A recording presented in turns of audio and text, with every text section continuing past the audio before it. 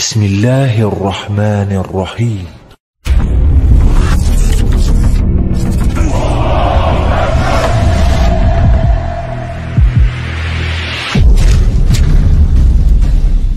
Nah, di Bukit Tursina, Bani Israel ini banyak mengeluh. Misalkan mereka meminta makanan dari Nabi Musa, kondisi kami kelaparan bersama kamu, padahal kamu adalah seorang utusan Allah, seperti itu. Bahkan disebutkan dalam ayat kulu washrabu wala ta'tau fil ardi mufsidin. Pokoknya makanan yang ada, yang di ini makan dan jangan membuat kerusakan gitu. Kemudian mereka juga mengeluh bahwa supaya keyakinan mereka itu mantap, kuat, mereka ingin melihat Allah Subhanahu wa taala, ya. Jadi ya Musa, lan nu'mina laka hatta narallaha jahrah, kata mereka. Wahai Musa, kami enggak mau beriman kepada kamu, Tuhan kamu, sebelum kami melihat Tuhan kamu secara langsung. Padahal apa kurangnya? Mereka sudah melihat mukjizat Nabi Musa yang luar biasa, mereka sudah selamat dari perbudakan Firaun, tapi masih saja pengen ini, pengen itu. Ngeyel, betul. Bahkan di antara kejelekan lain dari Bani Israel adalah suatu ketika Nabi Musa itu meninggalkan mereka selama 40 hari. Ya, selama 40 hari ditinggalkan oleh Nabi Musa. Kebetulan bersama Nabi Musa dan pengikutnya ada Nabi Harun. Ya, waktu itu adalah keponakan Nabi Musa. Bilang ke Nabi Harun, ini tolong jaga baik-baik Bani Israel. Ya, soalnya ini Bani Israel ini luar biasa, ini harus dijaga. Akhirnya Musa meninggalkan Bani Israel 40 hari. Ya, ketika Nabi Musa balik, apa yang terjadi? Mereka sudah menyembah sapi Samiri. Itu dalam bentuk patung maksudnya? Betul. Jadi Samiri ini di Mesir membuat patung sapi terbuat dari emas. Padahal emas ini adalah emas-emas yang mereka bawa dari Mesir. Tapi kata Samiri, kumpulin emas, bikin patung sapi, nyembah. Dan hal yang luar biasa juga dari Bani Israel itu, ketika mereka diajak untuk berjihad oleh Nabi Musa alaihissalam ke negeri Syam, waktu itu sudah berganti nama kepada Palestina, itu mereka tidak mau mengikuti perintah Allah Subhanahu wa taala sebagaimana dijelaskan dalam Al-Qur'an. Mereka jawab dengan inna fiha qauman jabbarin wa inna lan nadkhulaha hatta yakhruju. Jadi kami enggak mau masuk negeri Syam, tempat nenek moyang mereka, Nabi Ibrahim, Nabi Ishak dan Nabi Yakub, sebelum orang-orang di sana itu keluar dari daerah itu. Kenapa Bani Israel itu menolak? Nah, jadi setelah ada perintah jihad ke sana, itu ada beberapa orang diutus untuk melihat kondisi negeri Syam. Nah, rupanya di sana sudah ada satu kabilah yang bernama Filistia, ya kalau biasa disebut. Itu kabilah Palestia itu dari Yunani. Mereka bermigrasi dari Yunani ke Syam, ke negeri Syam, di mana negeri Syam itu adalah tempat Nabi Ishak, Nabi Yakub, Nabi dan tempat ya keturunan Bani Israel ini besar di situ. Jadi setelah mereka kilas balik cerita sebelumnya, setelah mereka meninggalkan Syam, mereka pergi ke Mesir. Nah, tidak berapa lama setelah itu datang kabilah Palestia dari Yunani ke Syam. Maka nama Palestina itu dari nama kabilah ini. Setelah kabilah ini masuk ke negeri Syam, maka wilayah itu disebut dengan Palestina. Mungkin dan jadi sejarahnya saat ya? Betul. Dan orang-orang Palestina ini adalah orang-orang yang keras, yang luar biasa, sehingga orang-orang Yahudi ini takut. Kami nggak usah deh perang dengan mereka. Mereka itu orang-orang yang kuat, yang keras, yang kasar gitu. Nggak mau. Maka atas alasan itu mereka nggak mau masuk ke tempat asal mereka. Iya, ke negeri Syam atau Palestina yang akhirnya waktu terus berlalu, Nabi Musa bersama mereka sampai Nabi Musa itu wafat, dipanggil oleh Allah Subhanahu wa taala, jihad tidak terrealisasi. Akhirnya ada salah satu pengikut Nabi Musa bernama Yusha bin Nun melanjutkan titah Nabi Musa. Jadi tetap beliau ini pengen membawa Bani Israel ini ke negeri Syam atau ke negeri Palestina. Hingga suatu saat terwujudlah membawa mereka ke Palestina, udah namanya Palestina, dan mereka hidup di sana. Kemudian negeri Palestina itu dibagi menjadi 12 bagian dan dibagikan kepada anak cucu dari 12 orang Nabi Yakub alaihissalam. Setelah wafatnya Nabi Musa alaihissalam, ini melihat kondisi Bani Israel kalau tidak salah terombang-ambing, Ustaz ya.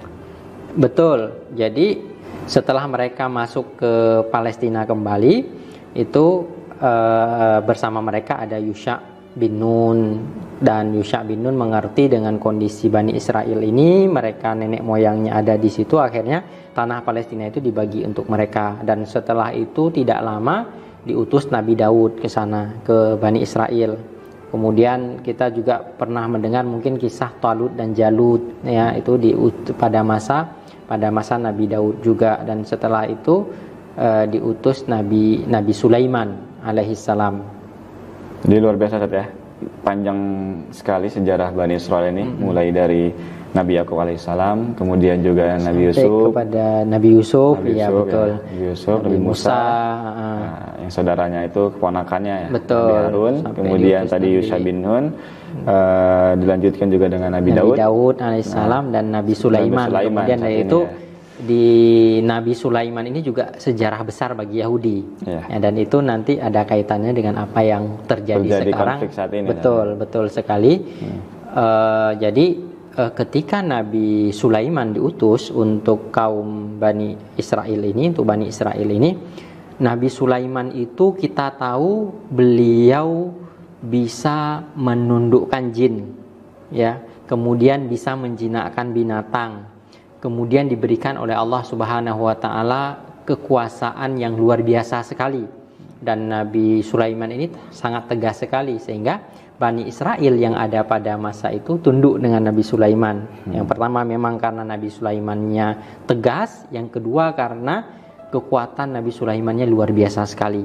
Dan pada masa Nabi Sulaiman, beliau membangun yang namanya Kuil Sulaiman atau Haikal Sulaiman. Haikal Sulaiman inilah yang menjadi kebanggaan Bani Israel atau kaum Yahudi, karena mereka beranggapan Haikal Sulaiman ini, kuil Solomon kalau mereka bilang ini akan menjadi markas besar mereka.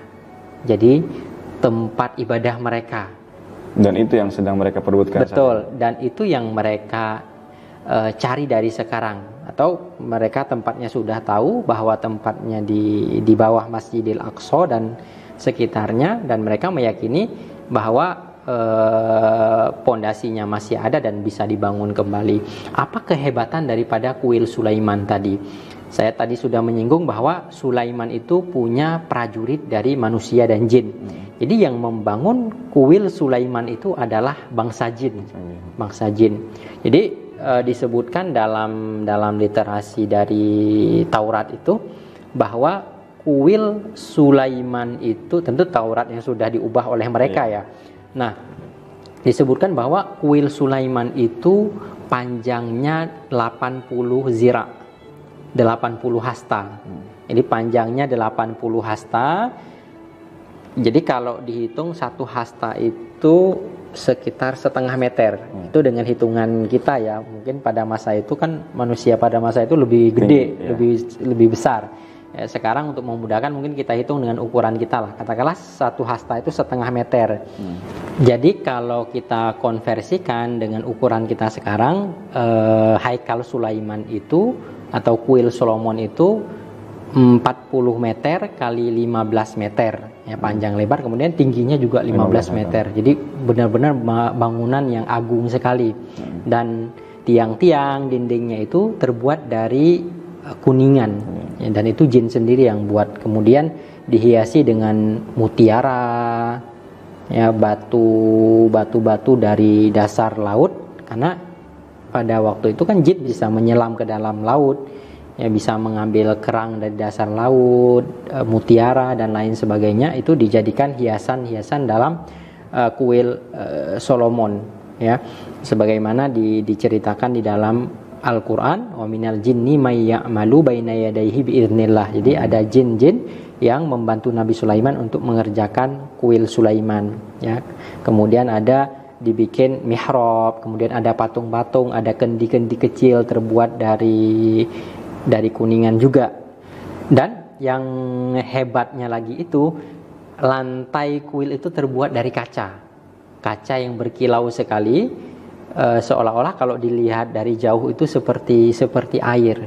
Makanya ketika Ratu Saba, ingat nggak Ustaz cerita Ratu Saba datang ke istana Sulaiman, itu kan Nabi Sulaiman bilang qilalaha udkhuli as-sarh.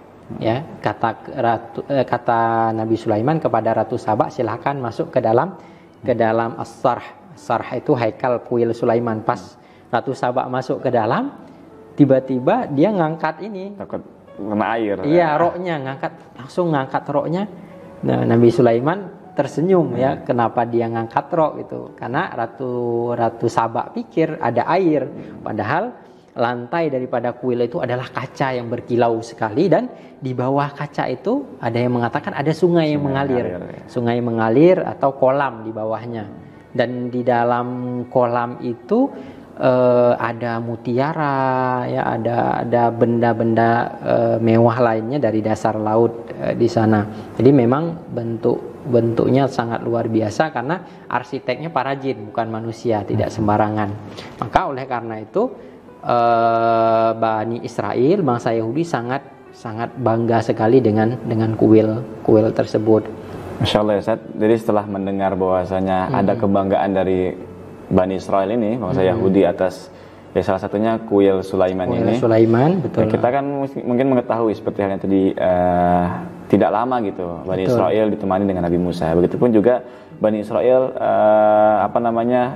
di bawah kekuasaan Nabi Sulaiman. Betul. Otomatis kan kita mengetahui ya, Nabi Sulaiman juga tidak lama untuk menguasai atau memberikan kekuasaannya kepada Bani Israel. Nah, jadi bagaimana kehidupan Bani Israel setelah wafatnya Nabi Sulaiman, dan juga sifat dan wataknya orang-orang Yahudi atau Bani Israel itu seperti apa? Baik, Nabi Sulaiman sebelum kan Nabi Daud. Nabi Daud memimpin Bani Israel itu sekitar 40 tahun. Setelah itu Nabi Sulaiman memimpin Bani Israel itu sekitar 80 tahun. Nah, setelah Nabi Sulaiman wafat, itu kerajaan Sulaiman tidak bertahan lama. Tidak bertahan lama karena setelah itu timbul konflik antara Bani Israel sendiri, saling merebut kekuasaan, adanya sifat tamak di antara mereka, sehingga kerajaan Sulaiman yang sudah megah, dikenal, agung, itu tiba-tiba menjadi redup. Akhirnya yang terjadi apa? Sebelum nanti kita bahas sifat-sifat daripada Yahudi, akhirnya yang terjadi apa? Bani Israel ini dalam sejarah disebutkan bahwa setelah Nabi Sulaiman ini banyak kerajaan-kerajaan dari luar masuk ke Palestina untuk menguasai Palestina. Misalkan pernah masuk pertama sekali setelah Nabi Sulaiman tidak ada, kerajaan Assyria, ya. Assyria pada waktu itu rajanya Sirjun II itu pada masa itu sekitar 27.722 orang Yahudi itu dipenjara semuanya oleh raja Assyria ini. Kemudian setelah itu berganti lagi pemerintahannya, kerajaannya dari luar juga. Kerajaan Babilonia, kita kenal mungkin ada namanya Raja Nebukadnezar, ya.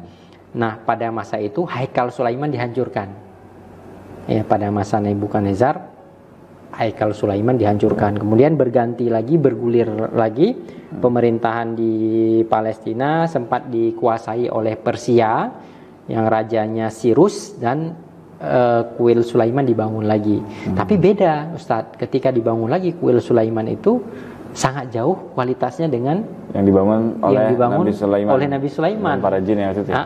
Jadi apa yang dibuat oleh Sulaiman itu tidak tertandingi karena yang buatnya adalah dari bangsa jin. Jadi luar biasa sekali.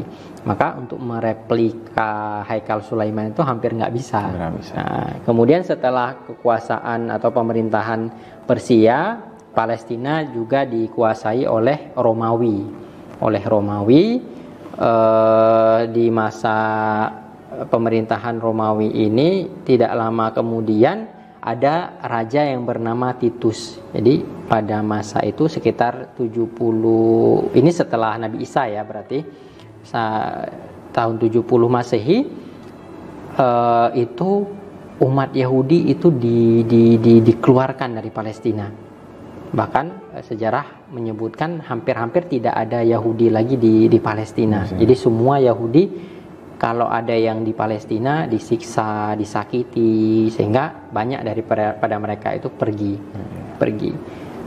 Dari sini mungkin Ustadz kita juga bisa menarik kesimpulan bahwa Yahudi itu hampir tidak pernah menguasai Palestina kecuali oleh Nabi dan Rasul. Tadi ada Nabi Daud, ada Nabi Sulaiman, kemudian Nabi dan Rasul itu ya, sekaligus Rasul. Kemudian ada Nabi Yusha bin Nun, kalaupun dikatakan seorang Nabi. Jadi yang menguasai Bani Israel para utusan Allah Subhanahu Wa Taala. Selebihnya mereka ya ribut sesama mereka sendiri ataupun dikuasai oleh dari luar. Iya, kekuasaan dari luar. Nah, sehingga sebelum datang Rasulullah Shallallahu Alaihi Wasallam, hampir bisa dipastikan tidak ada Bani Israel lagi di Palestina. Tidak tahu setelah itu apakah ada datang lagi atau tidak, karena pemerintahannya setelah itu adalah tetap berlanjut Romawi, ya, kekuasaan Romawi. Mungkin itu Ustaz yang dapat kami sampaikan sekilas sejarah perjalanan umat Yahudi sebelum datang Rasulullah Shallallahu Alaihi Wasallam. Tentang sifat dan apa sih kriteria dari orang-orang Yahudi itu seperti apa? Ya, selama diutus beberapa orang Rasul dan Nabi, apa sih sifat yang muncul atau yang menonjol dari Bani Israel? Ini disebutkan juga di dalam Al-Quran, bahwa Bani Israel itu penakut. Jadi makanya Allah Subhanahu Wa Taala mengutus kepada mereka Nabi Daud. Nabi Daud itu diberikan mukjizat bisa melunakkan besi, melunakkan besi, sehingga Nabi Daud membuat perisai perang. Nah, dengan perisai itu Yahudi memakainya ketika ada perang dan lain sebagainya lebih aman. Seperti itu. Jadi karena ada rasa takut, Allah utus Nabi Daud bisa bikin perisai, sehingga perisai itu bisa digunakan oleh para Bani Israel ketika perang, ketika ada serangan dari luar dan lain sebagainya. Makanya dalam Al-Quran, dalam surat Anbiya disebutkan wa 'allamnahu san'ata labusil lakum, ya, lituhsinakum min ba'sikum fahal antum syakirun. Bahkan terlihat sampai sekarang, Ustaz. Misalkan di berita ataupun di media kita lihat itu ada Yahudi pakai peralatan perang yang lengkap, pakai anti peluru, pakai topi anti peluru, terus pakai senjata, padahal yang di hadapan mereka itu anak-anak, cuma pakai batu doang. Ya, benar, ataupun perempuan misalnya demo, tapi mereka takut, dilempar batu ke mereka itu takut, karena memang di antara sifat Yahudi secara umum itu penakut. Itu yang pertama. Yang kedua, Bani Israel atau Yahudi itu suka mendengarkan bisikan syaitan, dan itu yang membuat mereka tersesat, sebagaimana disebutkan dalam Al-Quran, wa ma kafara Sulaimanu walakinna syayatina kafaru. Ya, jadi mereka qamu bittiba'i ma tatlu syayatin. Jadi dari masa Nabi Sulaiman walaupun secara lahiriah mereka tunduk kepada Sulaiman, tapi di sisi lain hati dan pikiran mereka itu selalu dipengaruhi oleh syaitan, ya, oleh syaitan, dan itu terus berlanjut sampai sekarang. Ya, mereka sering mendengarkan bisikan syaitan sehingga mereka mudah tersesat. Jadi sangat percaya sekali dengan bisikan-bisikan halus, bisikan syaitan. Itu yang kedua. Kemudian yang ketiga, Bani Israel itu suka belajar sihir. Nah, itu sampai sekarang. Makanya di dalam Al-Quran disebutkan wa yata'allamuna ma yadurruhum wa la yanfa'uhum. Itu mereka belajar sihir sampai sekarang.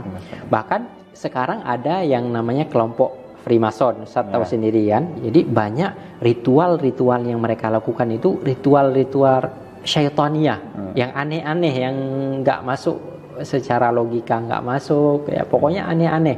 Itu adalah ritual-ritual syaitan, ya ritual-ritual sihir. Dan itu sampai sekarang mereka lakukan itu diantara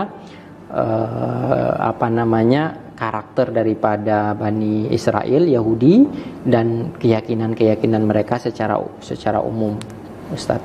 Oh iya. Jadi begitu sudah kita ketahui juga Ustadz ya. Betul. Tentang sifat ataupun ya ciri-ciri orang Yahudi sampai saat ini. Baik pemirsa, sungguh luar biasa pemaparan yang disampaikan oleh Ustadz Mukhlis, menjelaskan tentang bangsa Yahudi atau Bani Israel dari masa ke masa, bahkan setelah Bani Israel ini diusir saat ya, iya, oleh